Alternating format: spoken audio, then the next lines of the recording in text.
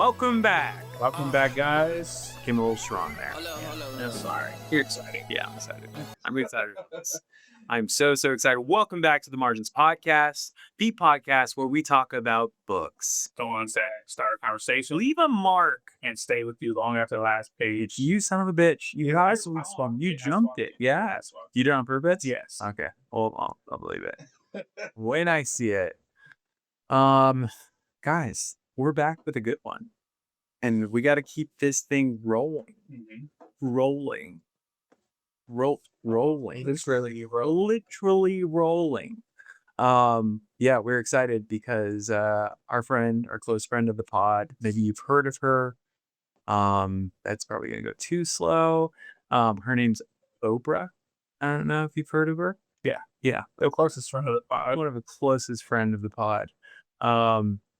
Yeah, she recommended a book, so we said, you know what, Oprah, we'll give you some shine. We'll tag her in the in it below. But yeah, once we get to I was still waiting. I'm just waiting for the hook to be able to be read. Yeah. I'm gonna get through that line so fast. Ready? All right, guys. This story is about fathers and sons, secrets and sacrifice, and the people who quietly carry that weight. It's about a family loyalty, first love, faith, shame, and the question of how much of yourself you're willing to give away to belong. Yeah. This week we are covering John of John by Douglas Stuart.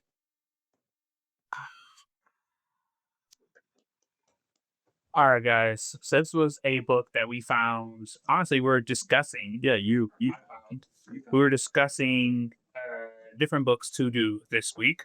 Obviously, we're in men's mental health, right? That's this month. We have Health Awareness and Pride Month. Mm-hmm. We have Father's Day coming up. Father's Day, yeah. Right? So we definitely knew when we chose this book last week. Absolutely. That's why all these things are they're all perfect. Yeah, for this episode. Perfectly aligned. So before we jump into the book, though, yeah, how you doing? I'm good. My boy said Dada. I forgot to tell you that. Yeah. Oh shit! And for all you naysayers that I've told this story to, and you're like, "Oh, I'm sure," and I get it. I've been there. I was, when someone's like, "Oh, my kid's so smart. Oh, my kid's so funny," and you're like, "Sure." Well, my kid is funny and smart. Yours sucks. It's not yours. I love yours. But I've told people before that he's mischievous and he's been able to say it for this whole time. And I know he has. Yeah. Because one day he looked me dead in my eye and he went, "Dad." And biggest smile, sorry, son, shit-eating grin of just like, I can do that. I was like, "Oh my gosh, that's so awesome." And I said, say it again, say Dada. And he goes, "Mama." And he's done it every time since. So when I talked to his speech therapist, I was like, I know he could say it. I could just see in the back of her, "You sure your kid could say it?" Not saying it. Yeah. Today, he was like we were being super playful, and he was walking backwards as he does now. But he's walking backwards. And he's looking at me. He looks up and he smiles before he does, and he goes, "Dad." And I go, "Oh, Dad, oh, good job." And I go to pick him up, and he just starts cracking up.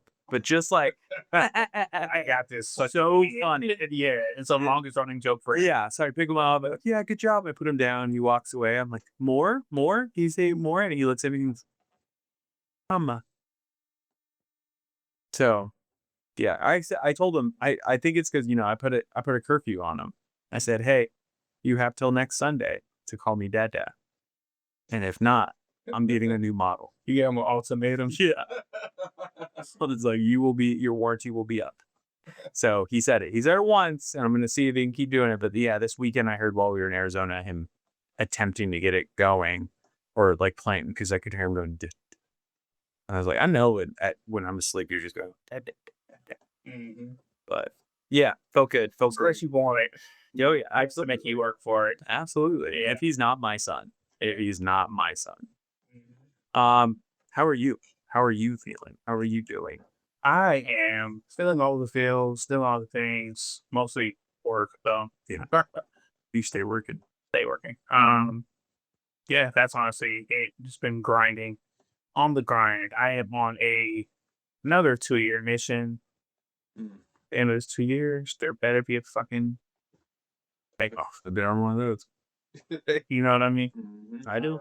But yeah, it's been cool. Family's good. Could be richer. Oh, to be poorer. Not by much.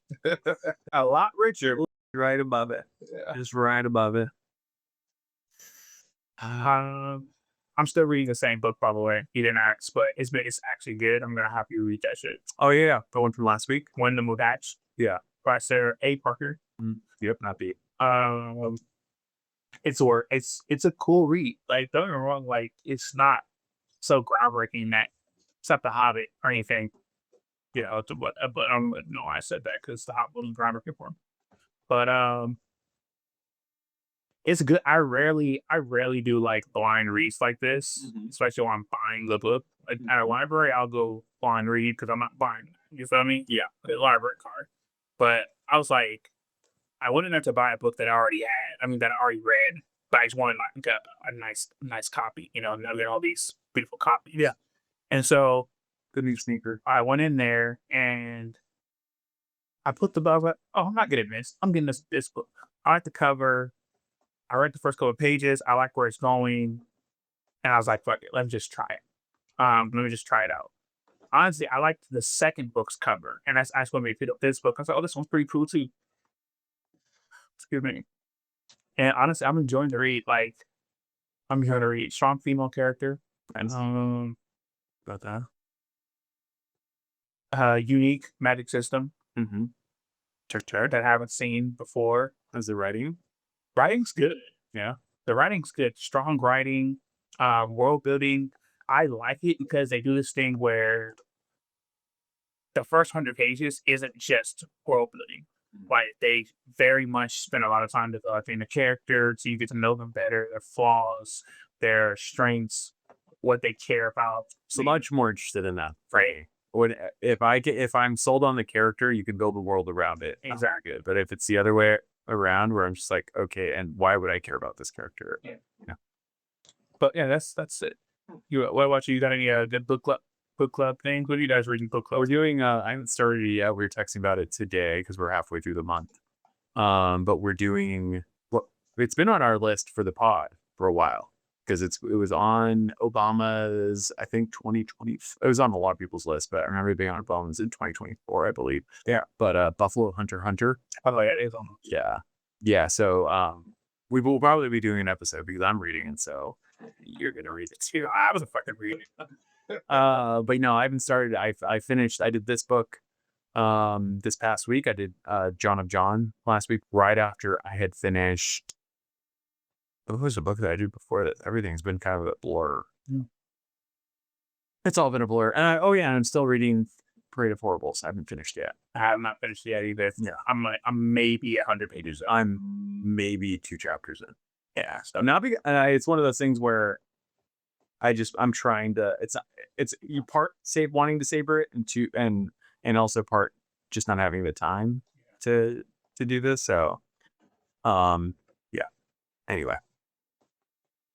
All right. Well, it's good to know. So we're in similar positions here. Yeah. Got any Father's Day plans? No, you know our friends that everyone works with you anymore. But our friends were joking around with Rach about getting together. That'd be get more Mackenzie and more. We're talking about getting together on Father's Day. Out of spite. To fuck off. Yeah, I did. Yeah. The good news is Kiki or Mackenzie is singing. Is reading Dungeon Crawler. Yes, she mentioned. Yeah, she texted me today and told me. So super excited for that. Yeah. I'm guessing Bryce talked to her. Well, I know that Zach, her husband, is already read all 8. So I wonder who got him into it. But I figured Bryce might have something to do with it. Yeah. Which, who got Bryce into it and got you? Giving you the father of it all. Mad Dead Minutes. But yeah, that's about it. No plan, no set plans. What about you? Set the bar low? Set the bar low. Only go up from there. Exactly. Exactly. There's mumblings of going to one of my favorite restaurants. Oh. Mumblings. Maybe I'll throw an olive in there. Mm-hmm. Who knows? But it was a good restaurant. You ever been to Glasshouse? I've heard it's the Glasgow. Yeah, I've never been though. So the one I like going to, I've been to a couple of them. But the one I like going to is in Long Beach, right off the beach. It's literally like basically on the beach. Great.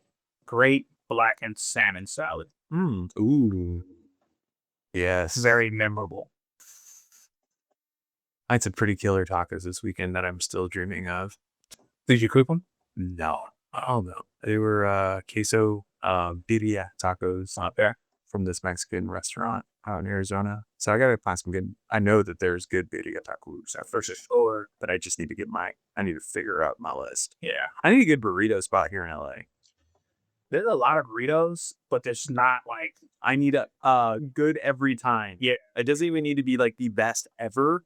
It's just that I hate having Arizona, like in Arizona, that I have staples, Yeah. and that I wouldn't have that in LA. Like that's ridiculous. There's such good out here. I just need to go to comfort one that I'm like, oh, solid every time, same size every time, ingredients every time. Yeah. You don't want the ones that fucking 80% leaves. Yeah, exactly. Should be beans, not my breakfast one. Hey, don't do that. Yes. So yeah. Anyway, all right. Should we get to our favorite new section? Let's go. New segment. We're on week 3 of this, guys. Hope you're enjoying our margins bulletin. All right, let's go to the bulletin board. Number 1, Goodreads review culture debate. Readers are questioning whether online ratings still reflect honest reading experiences, or whether fandom pressure, art culture, and review bombing are making scores less useful. I have definitely felt this.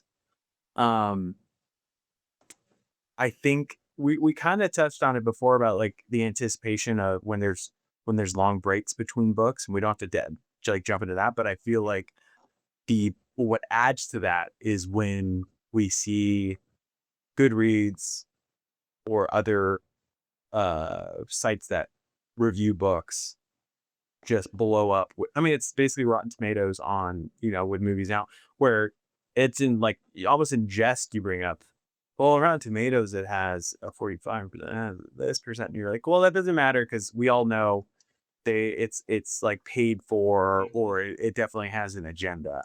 And that's why I think readers are starting to feel the same, where it's just like, are these genuine reviews? Or like, is this actually giving me a good point of view? And also, are we as readers going to see everything eye to eye? Like, how can we categorize it? What are your thoughts on it? Hurry before I say another word. No, I like where you're going. And we kind of discussed this a little bit before.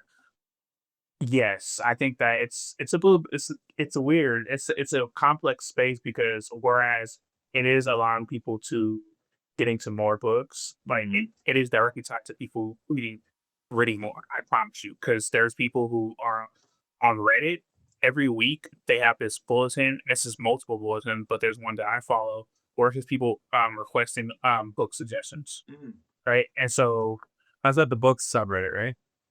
no, Okay, because you are that one. yeah, they dang me. Guys, I'm bad. But so I do know that, and that's positive because you have people who would have never gotten to read this book or be exposed to these books without this review or suggestion. On the other side, like for the people like you and I, Yeah. it can be a little bit annoying. Like even I'll give you a very recent example. I looked up John reviews. I never do because it's annoying, but I did, and I just want to know what other people thought about it. And to be fair, out of maybe like 10 or 12 reviews, I think about 3 seemed like real heartfelt, earnest reviews. It's that scene. I mean, I would cut it in if I thought we had enough time, but Yeah. read for our listeners or viewers, Hitch. That scene. Have you seen? Oh no, terrible, the worst. And then not Kevin Smith, Kevin King of Queens, Spacey? definitely not Kevin Spacey, my guy. Kevin. Oh, King of Queens with him and his wife. And he's on Paul Blart. And it's fine. Anyway, he's obviously in Hitch, and that he turns. Oh, have you seen the? I think it's the Eagles. Eagles new stadium. No, and he does the same thing to them. But yeah, it's that whole thing like, oh, I want to be the first to shit on it. Yeah. Or let me be the first to have an opinion whether I read it or not. Yeah. So that's why I like the whole getting on art, being an ARC reader, being able to get that, You know, in those though, like, have you seen some of the ARC reviews? no, that's what I'm saying. Yeah. Even having that privilege, I feel like is being sabotaged again by, you know, just people that are wanting to not even consume. Consume would be one thing, but just blow through and be able to say marked stamped, you know? Yeah, this is alluding into a conversation that I don't know if we've had on on this couch, chair, whatever, before this platform. But I talk all the time with Dante and Naya because I'm always like, I want us to write that line properly of like actually breaking down books in an earnest way. Because, and I mean this, I'll say a little bit more on it. Is that it's you'll read reviews or arc review or whatever, and it's like, oh, you wrote this because you thought you had to. Like, it's not. You don't actually feel like that. You feel passionate about Your passion is not coming through in how you're talking about this. It seems like you just wrote something because you know you got an arc list, you had to get it out, and you want another one, right? You want to be able to get to the next one, and it's like that's okay, I guess, in like a I'm a worker bee kind of way, but in a world in a space like books where I don't know, I don't know, I can't. I'm not gonna say it's different from like the visual arts, but for some reason, like literature seems a little bit more serious, a more serious medium, yeah. if that makes sense. Um, just thinking about like banned books and also I just feel like coming from a reader, I do think people should take reviews as a reviewer, take them more seriously, and also as the person as people who are consuming the reviews, take them with a grain of salt. Yeah. Yeah. Because double edged. Yeah, absolutely. It reminds me of my buddy John, listener to the pod. He's a physicist, and smart guy, writes papers, and under peer review, he's telling me that he's caught people sending it back under peer review where you're supposed to be able to trust your colleague to be able to go through this stuff. And he's like, "Oh no, this was definitely AI. Like they definitely threw it through ChatGPT and then sent it right back." And he's like, "I've been able to like identify that easily." And he's like, it's so disheartening when you're supposed to be doing specifically the work we're doing, Yeah. whether it's classified or not. Not saying nothing, but where you do need someone checking it and checking for errors or how it's worked, whatever it may be. But yet you're getting a bot doing it. Yeah, the So, street faded from exactly. because at a certain point you run a risk of like playing a telephone game or being in an echo chamber where none of the thoughts are actually close to being original, right? It's just people recanting some resentment or appreciation that someone else actually had. So yeah, it's an interesting space. Yeah. To say the least. Reading is content. All right. So right now, more readers are asking whether documenting every book, goal, reading streak, what their shelf looks like, what's on your bookshelf. Excuse me, sorry guys. Is that changing the act of reading itself? Like, so think monthly reading wrap ups. You see them all the time. Fucking book hauls. Tired of seeing those. Sorry guys. I know that I follow a lot of you guys, but I won't lie. The monthly book hauls. It's like I have, and just my reading list is ridiculous. And I don't do book hauls. Like I do like once a quarter, I'll get a few books. Yeah. And I still fall behind on reading. I cannot imagine people whose monthly book hauls are even close to I'm envious of those that can pull it off. One of them being our buddy Tim. Tim's a fucking reader. He I know for a fact that he's been burning through books every month. Yeah. And which is funny because his thing this year was I'm not gonna set I think he probably did end up setting a goal, but he was like, "Oh, I'm wanting to do thicker, like I want to do series and thicker books this year." And yet my guy is burning through books left and right.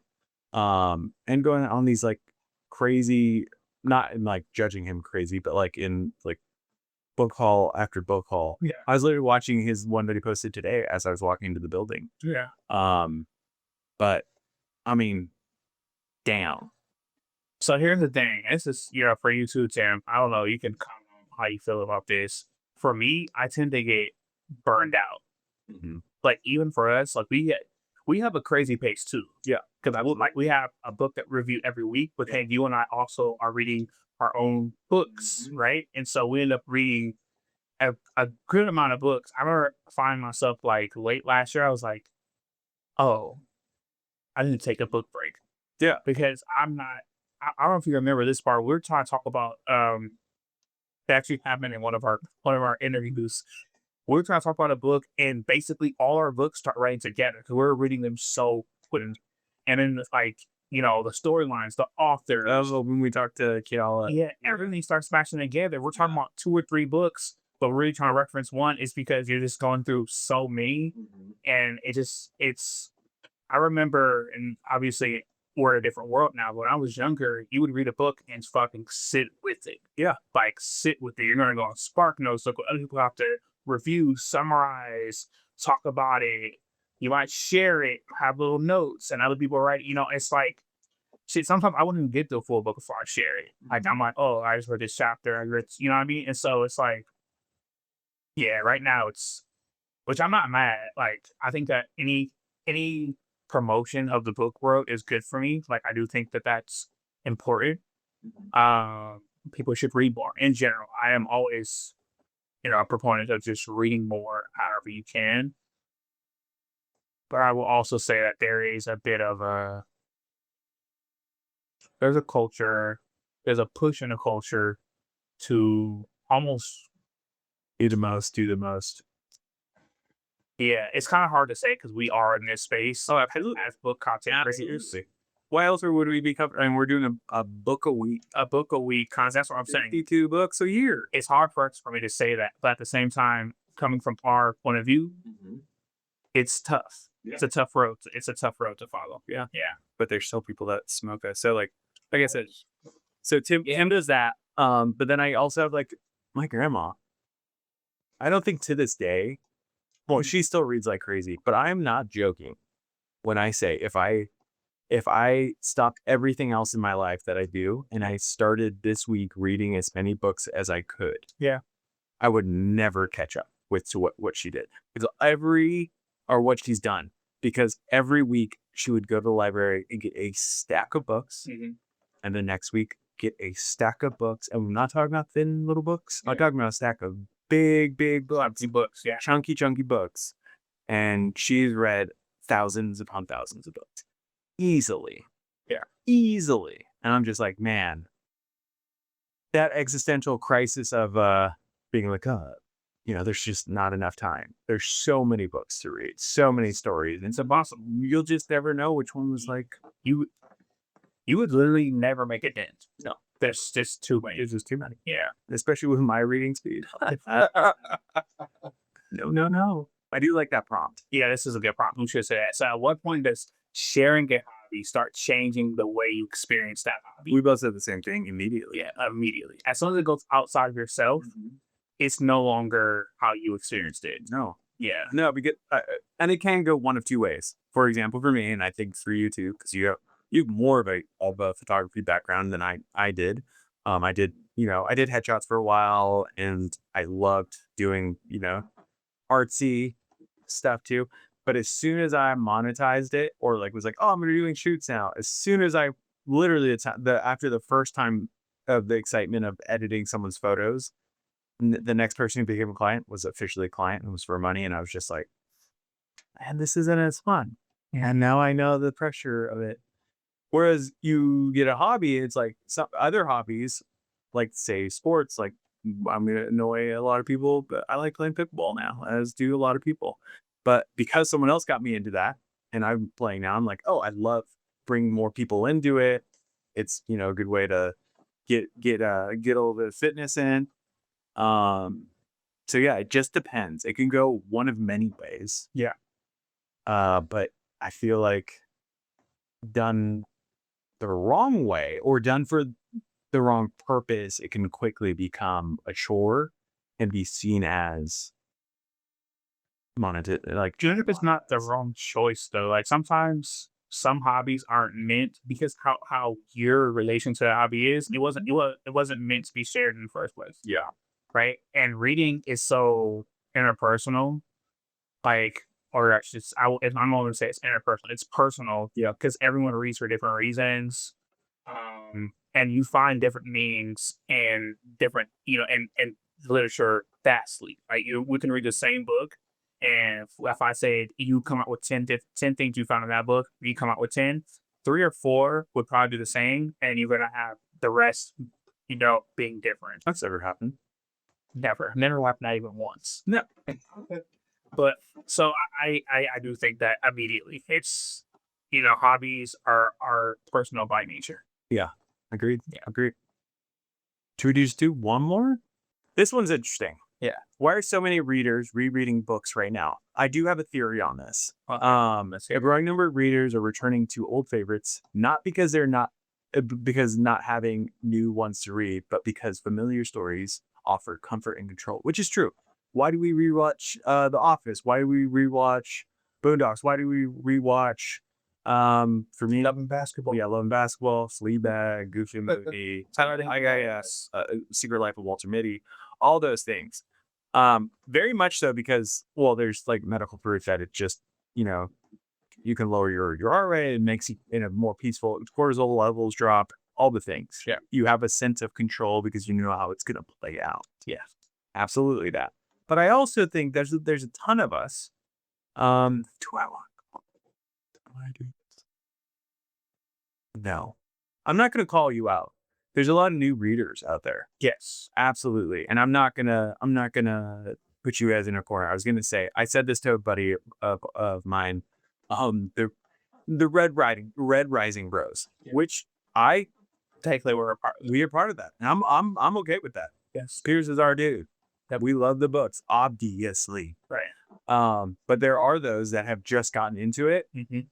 and that is what they live and breathe. And unless they're willing to expand to other books, Yeah.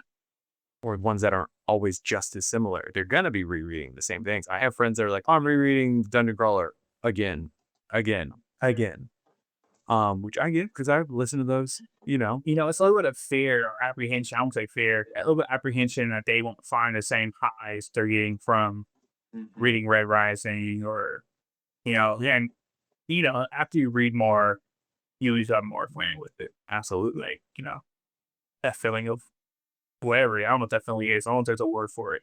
But after you read a really good book or a really good series, there's euphoria, but there's also a sense of loss. Like, oh, does that make sense? I Right. thought it happened this morning. This morning I woke up and I thought, I mean, it's about this book, guys.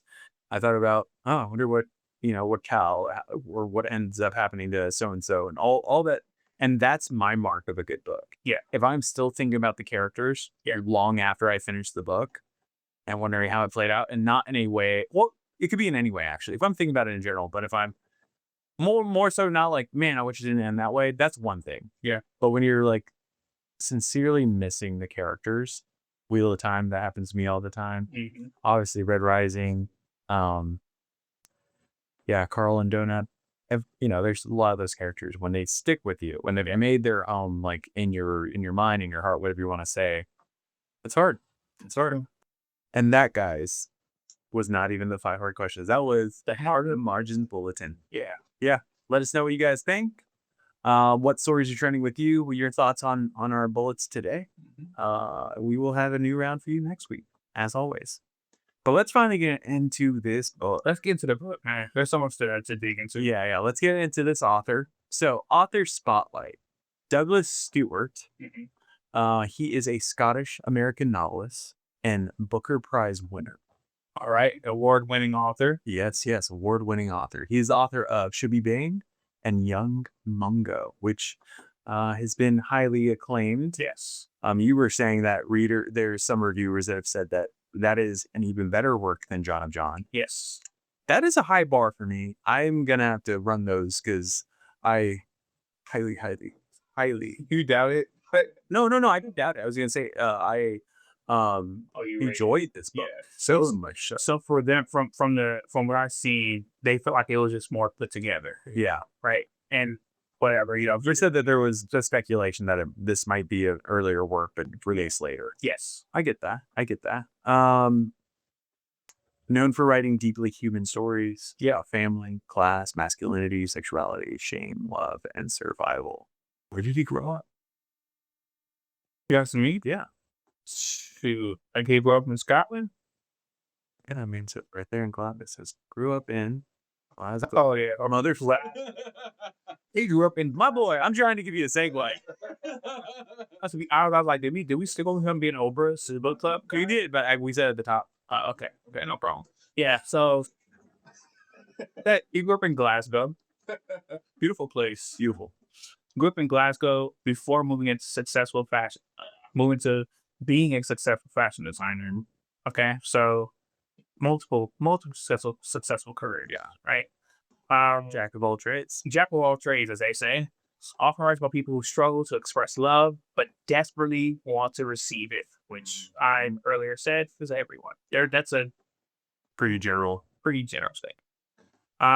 He has become one of the defining literary voices, right, about working class families and emotional inheritance. This is true. That's why he took a picture with Oprah. Yeah, we did a whole. You guys can check out. He was on. They did a podcast. They did a full interview. Oprah really went in on. I mean, as she always does with all the books she covers. But I do actually recommend going to the Oprah book club Instagram. I had a ton of great questions and segments from the interview. They brought on a evangelical pastor who had his son come out to him, and they did like this huge interview. Yeah, it was really where he was finally found the support he needed to support his son and everything. So it's really, really, really great. You watched the whole thing? Yeah, yeah, it was really, really enjoyable. But now let's get to that micro synopsis, not the macro. But the micro. Mm-hmm. You want to do it? No, I'm gonna say his name wrong. Yeah. Cal McLeod returns home to the Isle of Harris Yes. after studying art in Glasgow. Glasgow. There's only one L, guys. Don't mess it up. Waiting for him is the life he left behind. His father, John, is a respected lay preacher. His grandmother, Ella, his childhood friend, Doll, the church, the island, the expectations. As Cal struggles to reconcile who he is and has become with who his community expects him to be.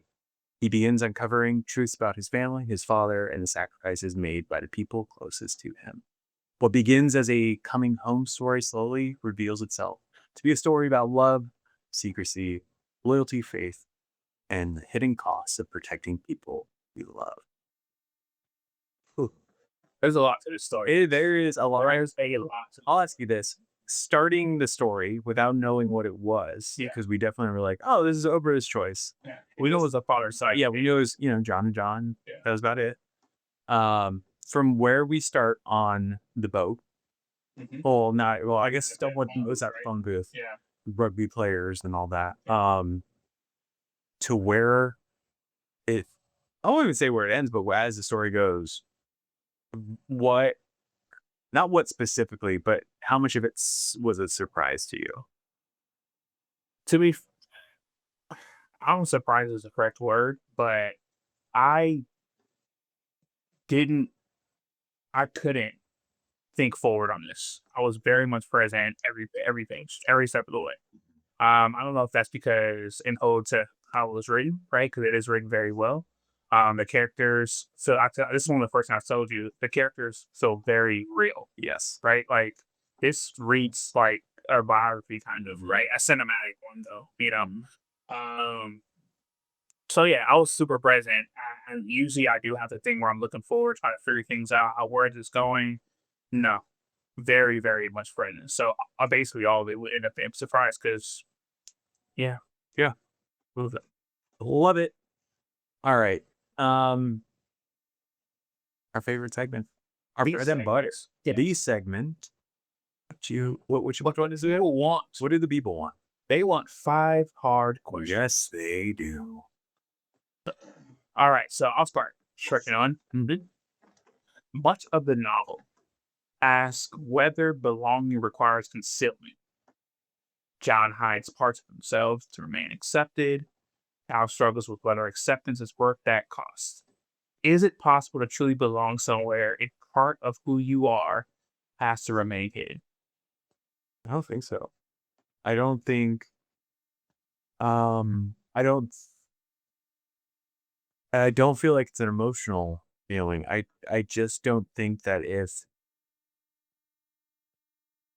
if you cannot be accepted for key elements of who you are. And I'm not saying like, oh, because he likes the color purple, which isn't my favorite color. It is. Um, but it, when it's something about your being, about who you are, and it has to be concealed, there's no way that at the end of the day you can feel safe in that presence in around those people if there's a caveat, so if ever there's an asterisk next to, well, unless if I'm this person to them, then it's safe. If I'm not and I then become other. Can I give you a literary example? Yes, please. And James Arlington Strength of the Few. Yeah. Willow and Minnie. Actually, I'll reference Willow and Minnie. The main character from you guys just not right has a whole piece of his life that he cannot share Yep. with people closest to him, right? For fear that it could be dangerous for him and people around him. Yep. That's a literary example. And real life, this happens every single day. I not gonna say this is a stark, headbutt with what you're saying, but I will say that it does bring a little bit of nuance to that picture when because there is you can still have belonging and not be all of yourself. You could be broken, you can be still putting pieces together, you can even be hiding pieces of yourself. Now, is there a little bit of is it disingenuous? Yes. Yes. Mm-hmm. Um, but there is a sense of belonging that you can still eke out. It's true. You can have that sense of it, Yes. but will you belong? You won't know until that is fully shared. I'll do that. That's my thing is like, yes, can you get by? If the goal is getting by, Yes. absolutely in any case. Viz got by, we get by, Yeah. But then say we have something at our core that contradicts that. If you find out, you're like, get the fuck out of my face. Yeah. Like something to that degree. Do we all have that at all time? No, probably not. But there probably are things that you're like, oh, I don't know if I feel comfortable about that, or I didn't think that you saw, or that you said that, all those things. So that's why I think that's why I say if it's something at your core that it like defines you and you have to hide it, then yeah, there's no way you can. As a rule, I agree with you. But yeah. Is there nuance? Yes, absolutely. I agree with you. Yeah, I agree that. Because there's no way that we've talked about this many times on the podcast. We are different people with everybody. Right. And that's very much so. And we do pick and choose about what we share with some and what with others. Yep. And sometimes we just fit in where we need to. But say if safety is the rule, if that's my point is, yeah, if safety, if trust, if acceptance is the goal, I think there are caveats. There are specifics or requirements that need to be met in order for that to happen. Yeah, I agree. All right. Question numero dos. Almost every major character is being pulled in two directions. One path leads to duty, expectation, family, tradition. The other leads to the life they actually want. How do you navigate the desires of your family or an external, say your community, your group of friends, whatever it may be, versus the desires of your own heart? That choose me. I like that meme. And for obviously for some people that takes time to realize who that is, right? Because you have to go through the separation, right? Because you grow up and you're a piece of that and you think you are that. You embody that religion, you embody that family value, you embody XYZ, and then something happens where you separate, and then you have to figure out who you are, and then you start to choose yourself. Yeah. So What's the Amish? They go through Hemspringer, and I think it's something Humspringer, but where they get released. yeah, like Released. they go into the world. Free to go Yes. to the world, Yes. experience what they. I don't have a stance on. I mean, I have my stance on a lot of religious stuff, but I say as a culture, I don't have a stance on the Amish specifically. But what I can say is I do enjoy the fact that or support the fact that they do that. Yeah. Especially something that's so indoctrinated into them and a lifestyle. They're like, you know what, go and figure this out, and then come back and decide. Yeah. Whereas, like you were saying, sometimes it takes a long time. Yep. Sometimes it takes a lifetime. Sometimes that's never made in that lifetime. True. There's many of us that will finish our lives off still under the boot or under someone else's expectation. Yep. And that's heartbreaking to them. That's true. I guess to drive this home too, just for our listeners. Yeah. I know the book started off with that there was a phone booth, so that should be a key element of that too. But I was like, oh, my phone's doing better. I'm not going to look that dumb on the podcast. I won't guess the year. Yeah. But then I was like, when was this? And then there's pop culture references that slow. So this was done. This book is based in the 90s. 90s. Yeah, in the 90s. But had you taken out any of the technology, realistically, it sounded like it was. You could have been. It could be 1600. So like it was, yeah, because because of the work they do. There's nothing really Orthodox. yeah, Everyone was. yeah. There's nothing specific, especially because it's not the Isle of Harris. Like there's mainlanders and all of that. They're fucking making clothes by hand. Yeah, they could have had Titans in the wall. You know, that's what it felt like. That's Who would have known? Who would have known? Question 3. One of the novel's most beautiful observations is that families often don't realize how unusual they look from the outside because they've spent years normalizing these same patterns. How much of what feels normal in your family will look strange on an outsider? We had a sock basket growing up. Like a dirty sock. That's their opening something else. You just like when you're getting ready, you're like, oh, just grab socks out of the sky. They're clean. But you go and just grab them, I was like, where's the nicest pair? And I never thought it was nice. That's crazy. And that was not crazy as in a bad way, but that kind of never hurt. Yeah, I did. But you never ran socks. No. And so like whenever I went to friends' houses or anything, not that I was like looking for people's sock basket or whatever, but I was just like, oh, you have socks in your drawer? That's crazy. You have socks in your drawer? Like that's not a bad idea because you just don't run socks. You're missing some socks here, brother. Yeah, except for now you're sharing socks with everyone. They get worn out real quick. Yeah, I've told this story before, but I learned real quick in 6th grade doing a project where this teacher, Mr. Perkins, Mr. Perkins had us draw this map on the ground. So you put a bunch of paper on the ground, and everyone's like, oh, to make the paper not look dirty, take off your shoes. And I took off my shoes and both socks. Both socks had holes.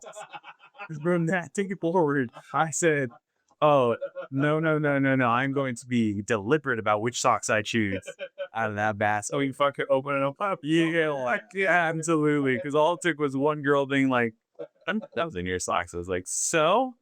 And then just I've been there. emotional damage. I've been there. Yeah. And the holes are always like, they're not like easily concealable. No. Got a middle toe sticking out. It's random. Yeah. That's hilarious. Great life experiences. Builds character. Yeah, builds character.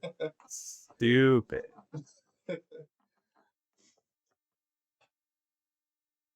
Question 4? Or you want to? No, we can do set question 4. All right. Ennis spends much of the novel loving someone who's never fully able to return that love in the way he deserves.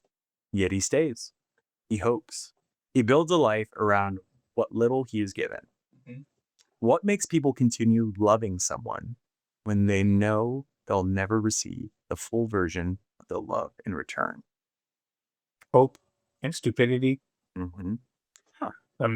Flash to Perks of Being a Wallflower. We accept the love we think we deserve. Better way to put it, huh? Yeah. I'm gonna get psychological. Yes. Yeah. I think that's pretty. So I mean, I think there's truth in that. Yeah. But it's pretty shitty because that still means that you have set a bar. You've put a value on your own. So, and most of the time when that's quote said, it's not, we aren't referring to the people that love too much or like set apart too high. They don't love too locally, that they don't love each other. They don't love themselves enough. Exactly. So they're like, oh, well, that's why she's with him and they're with them or blah, blah, blah. But a lot of times, I'm saying it's out of ignorance as well, by the way, guys. But like, it can seem like they're not so much after the a love of like the lifestyle. Yeah. Well, that means being a family, right? Like some people just want a family, so like they'll take anyone who's willing to give them a family. They just so happen they got with a shitty person, right? Or a shitty person found them. It doesn't have to be about money, but money as well, right? So like lifestyle, financial lifestyle, security, what that looks like on the outside, or some kind of that. It's There's so many reasons why someone might accept something that you might not, that are not tied to them having low self-esteem so much, but more of this is what they never thought of how they can fulfill that other piece has that we all have to go through, right? Like we all want someone to be there for us. We just hope that we're going to find the one that's going to be there for you how you want them to be, Yeah. right? So it's interesting. Good question. Yeah. Yeah. That does remind me. I remember wanting to find or thinking that the path to finding love or like being in a great relationship was more so making those changes or like appealing to whoever I desired at the time, which was never anyone but Rachel, obviously. Person Whoever it was. But applying that to being like, oh, well, I better get into this or like into this hobby or start liking this or channeling yourself to fit that mold. Yeah, exactly that, but fit in that box. Um, and realistically, it's never ever that. It could be dabbling with that, be like, oh yeah, fun, interested in that. Like when Rachel was like, I love hiking, I love camping, and then we got married. She's like, never, and I said, damn you. I love those things. So like you catfish, what you go, yeah. But yeah, but because of that, I mean, you dabble with that, but then you realize, oh, I no, this is my person because I'm me around them, or a better me around them. One of the book's most popular turns is realizing that some of the people we judge most harshly may have been carrying burdens we've never understood. The stories ask us to reconsider people once we finally see the whole picture. Have you ever spent years believing someone hurt you, abandoned you, or failed you, only to later discover they were carrying a burden you could not see? I was talking to a friend about this today. Funny enough, I just thought about this. About how coming to the realization later or coming to a truth later than someone else um the fact that you both get there is awesome. Yeah. Not a given. The thing that, no, it's not a given, and then the thing that sucks is the in between where say the other person found it first, Yeah. and then you then resent them, not because they see it as you, because you see that they found a truth or whatever, but because okay, now we're on opposite sides. And obviously whatever you believe is no longer what I believe. Right. So I'm my context. I know this feels out of context, but it was religion based always. But I've had plenty of friends. I've had family members. But I was talking to the friend about this. About I've had other friends have resentment towards family members or friends because they attempted to bring them along or share that with them, Right. and they weren't they weren't receiving that at the time. But then because of a series of events through someone else, they believed. And yes, they're now at the finish line together, but there's still the resentment of like, but my word wasn't good enough. Yeah, sometimes what the message is the message. And absolutely, that's the thing is like it. Sometimes it's tact. Sometimes the person's just not ready. There's so many factors, and it's easy to be offended by that, and I get it. Because I've been on both ends of that. Yep. But Live long enough, You'll go through it. You'll go through it. for sure. So, yeah, I think I've definitely not, maybe not demonized is definitely a harder term to use, but there've definitely been times in my life where I was like, "Why would you do what are you doing? Why'd you do that to me?" Whatever it may be, and then only come to find out that, "Oh, I would have done the same." Yeah. Or I wish I would have known that sooner or been open, but I was too closed off. Yeah. So, yeah. I agree. I agree. So yeah, there's that. Oh, we got a Bonus. we got a bonus. All right, honest. I know we usually do 5 hard questions. We do have a fifth one, guys. Father's Day is right around the corner, and you're all listening. I know highly anticipated Thursday. You were listening to this, and you're like, "Look, Sunday is just around the corner. It's Father's Day." Guys, this novel spends a lot of time exploring fathers, fathers we have, the fathers we wish we had, the fathers we're becoming. How would you describe fatherhood in one word right now? Being present. Mm. Present. Joy is like the word, like I mean, and that's the simplest way that I could put it. It's just like the best. Yeah, one. I guess I'll only go one word. So I'm gonna save you guys the weepy, lovey dovey stuff, but joy, joy, joy, joy, joy. That's a good one. Yeah, joy is what it is. All right, All right. that was the 5 hard questions. Good ones. Good ones. All right, guys, you guys want to know what this book is about? I think they do. Guys, deep dive. Yeah, we'll try to get through it. Yeah. The main forms of love in John, right? So there's a lot of forms of love. Parental, familial, yeah.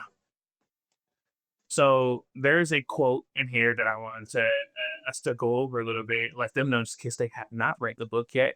This is one of the John's lines. He says, "You cannot show up for judgment and say, 'Yes, I sinned, but oh Lord, I was happy.'" And this quote basically frames and redefines how you may look at his character. It shows that his rigidity isn't like maliciousness or cruelty, just directed outward at his gay son. It's also a terrifyingly strict code he forces upon himself, Mm-hmm. right? So integrating these kind of themes of community, duty, the sacrifice of joy. Let's break down some of these themes that are like really pervasive in this book. Yeah. So we have John and Cal. So John's father, and then Cal is Callum or John Callum, McLeod. Yes. And so yeah, John, and it's where the title comes from. But well, both are closeted gay men on the Isle of Harris. Yes. When Cal is away at college, open, very open. We were talking about this. Lives a life. It's still the 90s, guys. So it's not like we're definitely not in the 2000s, late 2000, or like, where we're at now with open acceptance. So I do want to have, that's obviously a caveat there. It's not like it's super safe either to be that in all places. Right. So John, though, is highly religious, which we find out there is a reason why. Yes. And why he is kind of forbade any type of luxuries in his life. It's like duty to this religion. But yeah, this is definitely, as it was saying, it's crazy how it's so much of the book, like both of them having these feelings, these relationships. Yes. And the queer manner, but yet neither of them, like 90% of the book, neither of them know about the other. They're just going through it by themselves. Yeah. Not knowing that. And there's the person right next to them is also going to do the same thing.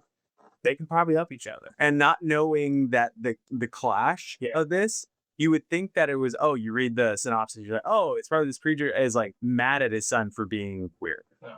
Not the case. No, not at all. Not the case. And same with this, you thinking, my dad, my dad just doesn't understand. Guy, if anyone would have understood, they're the same person. You would have known. You could have known, Yeah. So yeah, that's just something that after the book was done, I was like, wow, so much. I told you this, Yeah. but it reminds me so much of Sally Rooney's Normal People. And I said this in an earlier clip. I'll maybe if we do a clip of this one, I'll put them side by side. But the whole thing about that book too was like, if y'all just sat down, if y'all just brought it to the table, Yeah. and talked about it, this book would be 10 It pages. would be 10 pages long. 10 pages long. Yes. But we need conflict for good stories, and this was riveting. Yeah, it was perfect.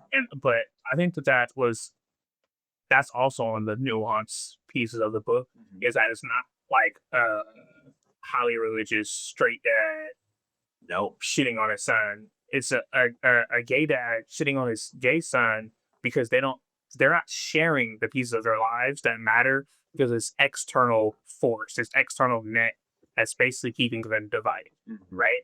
And paid for cinematic read. Yeah. Paid for a cinematic read. I cannot wait. I really do hope that this one becomes, I bet you it becomes a mini series. Do you think so? I think so. I bet you get hurt by, I wonder if it'll be like an HBO Max or, See that? How about say Apple? But oh, I would love it if it's Apple. I would love that. I would pick this up. I don't know if the Oprah's behind it. I'm sure they're circling. yeah. I'm sure they're circling. Yeah. So just we laid out a couple of characters. I guess we laid out a few more before we dive into the rest of this, like the themes. But so you have John, you have Cal, whatever you want to call them. They're both John and John. Yeah. You have Grace, who's Cal's mom. You have Ella, who is Grace's mom. Ella's important because honestly, Ella is John's real best friend. Like they're best friends. That's his grandma. But You keep referring to Cal, you're going to drive our listeners nuts. Cal. Cal throughout the whole book is never called John, besides the very, very is John. I understand that, but why throw everyone off now? Especially when at the top of this, we had Callum, and you're like, well, we don't call him Callum, we call him Cal the whole time. And now we're going to say John this whole time? You are nuts. It's John. He's John.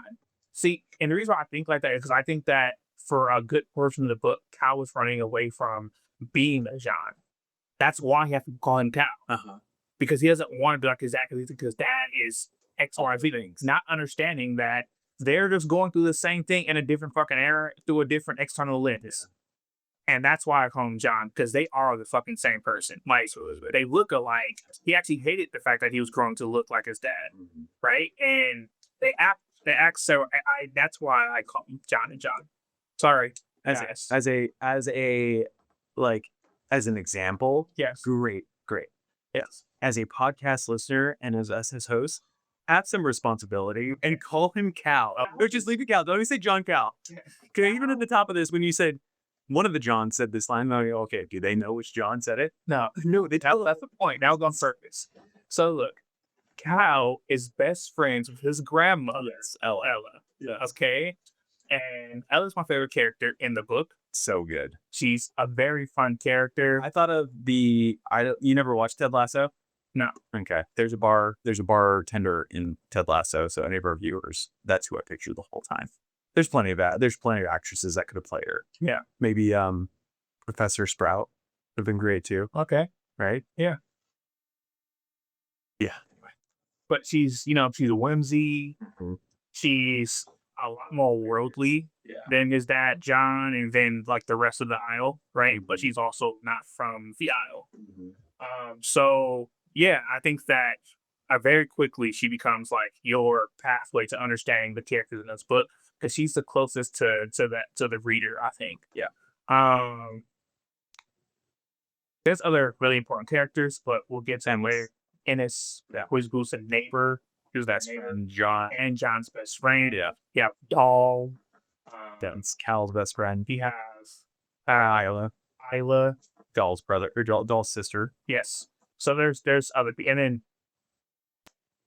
Cal has half brothers and sisters. Yeah, right. Which I don't know their names. Yeah, maybe. Yeah. So, anyways, there's lots of characters, and here are some of the pervasive themes they dealt with. Right. Yeah. So there's definitely a weaponization of suffering and joy.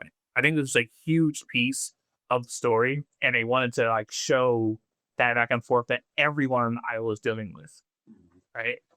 So there's what we say is an economy of misery, right? So it kind of begs the question as you're reading, is personal happiness actually viewed as a spiritual threat? Why does John seems to value endurance and misery over peace and joy? So these are things that I've thought about because he trying to like it's self inflicted, and I just could not get over. I don't know. I wouldn't say like feeling sorry for himself, but he put himself through so much stress, but all of it was through a life that he built brick by brick. So that's one of the key things I wanted to bring up was like there's definitely a weaponization of suffering and joy that you utilize for the main character. He's like a glutton for punishment. Yeah. For that. There's no at the end of the day, there's no day at the end that would ever end where he is satisfied with or like even content with what like how he's living Right. because of the self-hate that he has on the inside. He will always have missed a prayer Mhm. or didn't read enough scripture or didn't help a neighbor enough Mhm. because the thing that is pricking him inside is the self-hate because of who he feels or how he actually feels about, sexuality and Right. impurities and everything. So yeah, I think it's like you said, self-inflicted prison. Hmm. Community versus individual duty. This is an interesting one. Ate it, been there. This is interesting though because depending on who you talk to and depending what culture they're coming from, this is unshakable. Yep. Right? Like for some people, the duty to community supersedes the duty to self. Yeah. Like straight up. You being happy has no effect on the greater good. No. And it's such an interesting way to view it's especially for people like us, right? We grew up, we're exposed to a million different things. It's crazy to think that still today this is a thing where like you even if it's not religion, it can be way of life. It can be, when I was in China, I was fucking miserable. And I was like, I'm about to go home. I don't have to be here. Yeah. They literally sent someone thousands of miles to me to spend a couple days and like go learn about the culture, although I was already there for a shitload of time. So I already knew about the culture, but really teach me one to one and visit all these places. And I remember at the end of her visit, she sat me down. She was like, so yeah, do you understand now? Like this is a part of our culture. We don't give up. Like when things get tough, we're not people who give up. You deal with it. Even if we're not happy, even for this, you gotta keep working. Yeah, you don't. And basically, she was telling me I can't quit. You didn't sound invigorated by that.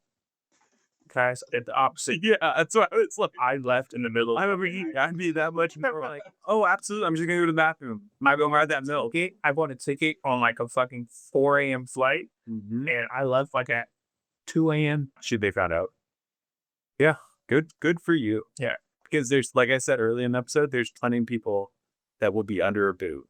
yeah. Just Figuratively speaking. for the greater good, Yeah, great. but it's like Because you don't. I'm the greatest good.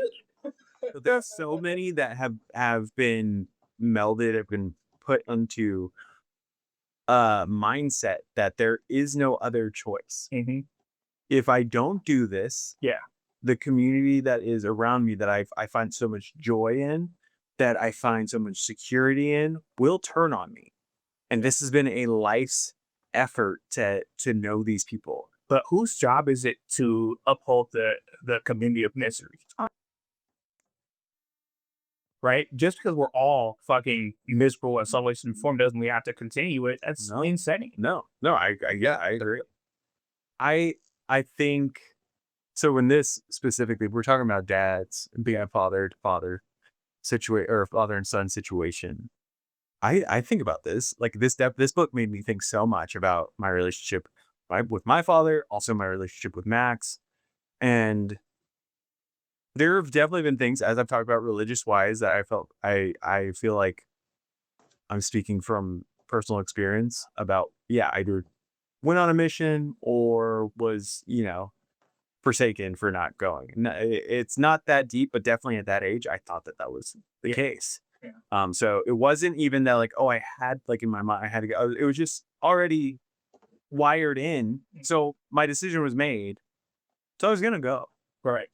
So it's not like I was like fighting tooth and nail. No, that the benefits, everything, I complete believed in it and was like, oh no, this is a good thing. But in the back of my head, but if you don't, you're damned, Right. you know? So when I say I think about my father and my relationship, I understand because again, true believer, Mhm. absolutely. Why wouldn't you want your kids to experience what's been promised? Right. So although it's hard to do, it's for their better. And I feel like that with, raising Max, there's things that like, kid he's gonna have to fall. I watched him fall in the sand pit this weekend or last weekend right before we left. Face first right in the sand because he was trying to learn how to step off of the edge. And I'm not joking, the edge was maybe 2 inches. And he went forward and then he kept going forward and then he went face first in the sand covered. Mm. And I'm like, I know it was for like I know it's better for you because now you know and you're gonna be careful about it, Yeah. more careful or figure it out. But Hurts. it hurts to watch. Yeah. I got off track a little bit, but I was gonna ask you, or may have you stew on it, like what do you think me coming from like my religious background and having to navigate that in leaving, deconstructing, Mm. however you want to say it. There's plenty of things. I have a long list of things that I will never, be like, oh, I will have you go through this. There's so many things that if you chose to do, I would be in full support. There's a very small list that I would ever be like, and you're out. How do you navigate that, nurture that safety with your kiddos?